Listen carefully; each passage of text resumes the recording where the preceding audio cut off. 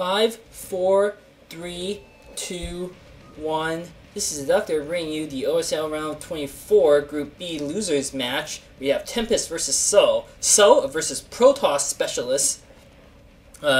And Tempest, not exactly the best against Zerg, so I think So is going to be the favorite to win. We have Tempest, I should say, as the white Zerg at the 7 o'clock position, and So as the brown Protoss, or maybe that's red. I think that's the red Protoss at the 5 o'clock position. This is the map Gladiator. So Tempest is going to do his best here. He tried Cheese in the first match in this series. Did not work against Hydra. Tempest does not appear he's going to go for an early Cheese this time, not sending out a probe. So sending out his Scouting Overlord in the correct direction here. Good for him. And I don't know. I just don't think Tempest's standard game is going to be up to scratch here against. And interestingly enough, Tempest put down his pylon inside of his base. This is unusual. Tempest going very heavy on the unorthodox strategies recently. I mean, with he's going for early Zealot rush, or possibly a early DT attack, but that doesn't even make any sense. I'm not sure what Tempest is doing here. The only thing I can think of is early Zealot attack, but unfortunately, it looks like this is an overpool. Well, actually, no, that's a 12 pool. It's got to be a 12 pool coming here from So. So I think So is going to know what's going on. So is going to be prepared for any potential attack that Tempest can launch. Tempest putting down a pylon to block. And he's got a second probe, interestingly enough. A pylon to block the natural expansion. He's going to force So to put down his expansion, his second hatchery somewhere else.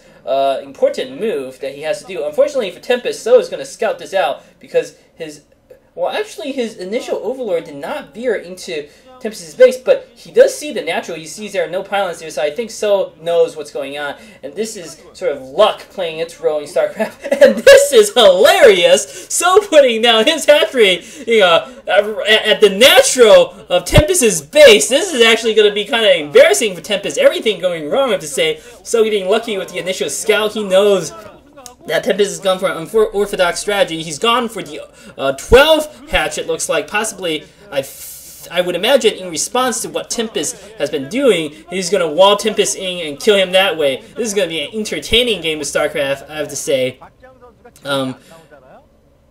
Unless So actually doesn't know where Tempest is, I can't imagine that he doesn't know.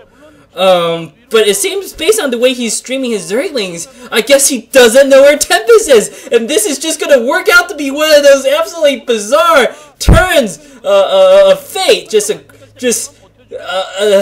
I am speechless here at the weirdness of this game, I have to say. This is one of those games that's gonna go down as the unusual StarCraft games. And So just happens to put his hatchery in the correct location for an absolutely epic proxy. So cancels the hatchery. Oh, that's so disappointing. But So he should rally more Zerglings there and put down a few Sunkens. That would have been entertaining. This is the losers match, so perhaps So just wants to play it absolutely safe. But in this quirk of fate, now things are working out for Tempest despite his unorthodox strategy. So forced to cancel his second hatchery early on, just when it was almost finished.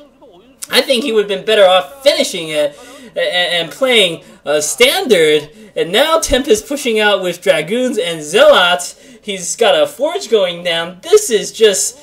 I don't know. This is one of the weirdest games of StarCraft I've seen. Tempest going for the unorthodox strategy. I had imagined for sure that So scouted Tempest out. That's why he put the hatchery down to proxy. But no, he just put it down there by a quirk of fate. And now, So rounding Zerglings into Tempest's base. Tempest with a Zealot going to be able to ward this away. Tempest rallying some Zealots, but I don't think it's going to be able to do anything against these Zerglings. Tempest not with the best Zealot control. He's got the one Dragoon there to help and a Probe, doing his best to pick away at these Zerglings, but I just don't think it's going to be enough. So can always morph more units. Tempest does not have any reinforcements coming in to support anytime soon. I don't know why Tempest went for this one-base strategy. He's getting everything he's doing scouted, by the way. So his early attack accomplishing nothing, losing multiple Zerglings there. I mean, multiple probes to Zergling, and now So has speed upgrade. This is going to be a one-sided slaughter. And Tempest has so few probes. Did the Zerglings really cause that much? Oh no, he brought his probes out front to help defend these cannons. But Tempest doesn't even seem to have enough units to deal with this. And so he should have stuck with the frickin' proxy hatchery. It would have been more entertaining. I still think he would have won without question. These Zerglings running rampant, killing all sorts of probes and killing most of the killing cannons, it looks like. Gonna kill this cannon too. This is gonna be GG for Tempest. But we were robbed for an opportunity for a hilarious game of StarCraft with a sunken right outside of Tempest's natural and proxy hatchery, the sunkens. That would have been so much more entertaining than this. Tempest playing, I don't even know what sort of StarCraft this is. This is like StarCraft in 2001. He accomplished nothing this entire game. He's still fighting. He's going to embarrass himself too. Okay, GG coming from Tempest.